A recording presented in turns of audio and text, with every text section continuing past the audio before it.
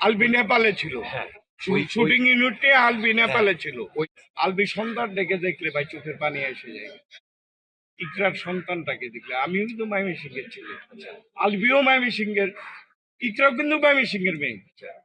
চোখের পানি এসে যে বাচ্চাটাকে দেখলে, ঠিক আছে। আসলে কি মানুষ বাঁচে না, বাচ্চাটাকে নিয়ে কি ইকরা কি বাঁচতে পারতো না? আলবি, আমি এই যে একটা কথা, ওই যে ওই আইডিটা হ্যাক করে সবাইকে পচাই দিতেছে, ওই টিপদুল ভাইয়ের আইডি থেকে কিন্তু সবাইকে পচাই দিচ্ছে। এখন দিয়ে সাহেবের ওয়াইফ ম্যাডাম যুদিন বলে যে তোমাকে তো পচাই দিছে, তুমি বলে মেয়ের ব্যবসা করো। শাহিন সুমনের ডিরেক্টর শাহিন সুমনের স্যারের ওয়াইফকে যুন পচাইতে, তুমি বলে মেয়ের ব্যবসা করো। খরচু স্যারের মেয়েকে যদি ওয়াইফকে যুন পচাই দেয় যে তুমি মেয়ের ব্যবসা করো, কিরকম লাগবে ভাই? একজন হিরো হইতে অনেক, সবাই কিন্তু করতে পারে না। আলবি কিন্তু ভালো একটা হিরো ছিল, ভালো পর্যায়ে কিন্তু ছিল। আলবি নেপালে ছিল, নেপালে শুটিং করছিল, ঠিক আছে। তারপরে যতটুকু শুনছি আমি, যে একটা হিরোর সাথে 10টা মেয়ের 10টা নায়িকার সম্পর্ক থাকবে, 20টা 100টা নায়িকাও থাকতে পারে। মিডিয়ার জগতে একটা হিরোর 100টা মেয়ের সঙ্গে ফোন আলাপ থাকতে পারে, তার সম্পর্ক থাকতে পারে।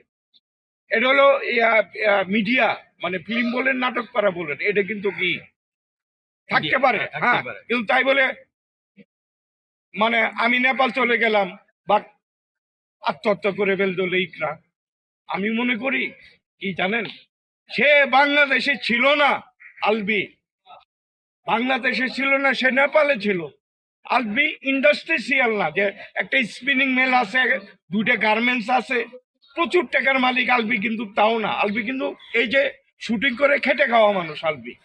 বাট একটাই বলি যে যারা তদন্ত বিভাগে আছেন, যারা কেসটাকে তদন্ত করতেছে, তাদের কাছে একটাই অনুরোধ, আলবির দিকে একটু খেয়াল রাখবেন।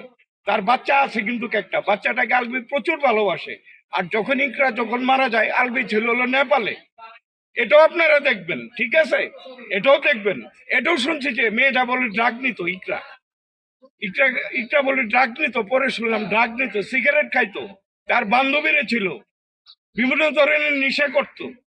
তারপর আলবির সঙ্গে সংসার করার পর আরেকটা ছেলের সঙ্গে বলে চলে গেছিল, আবার আলবি আবার ব্যাক করে এনে বাচ্চাটার সঙ্গে আবার সংসার করছে।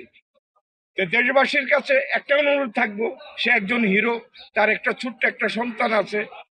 মাননীয় বিচারক, আইনমন্ত্রী মহোদয়ের কাছে আবেদন, দেখবেন যেটা সুস্থ সুন্দর বিচার হয়, ওই বিচারটাই করবেন। যেমন ডন মামাকে নিয়ে ভাসাচ্ছে, ডন মামা যদি ক্রাইমই যদি করতো ডনে, তাহলে আজিজ মোহাম্মদ ভাইয়ের মতন থাইল্যান্ডে থাকতো, কাতার, দুবাইয়ে থাকতো। ডন মামা কিন্তু সালমান হত্যার সাথে তার প্রাণপ্রিয় বন্ধু ছিল। ডন মামা কিন্তু